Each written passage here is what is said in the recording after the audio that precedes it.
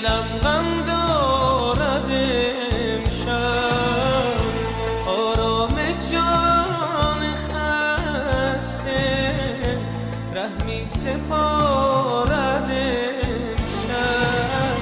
در نگاهت مانده چشمم، شاید از فکر سفر برگرده امشب. از تو دارم یادگاری، سردی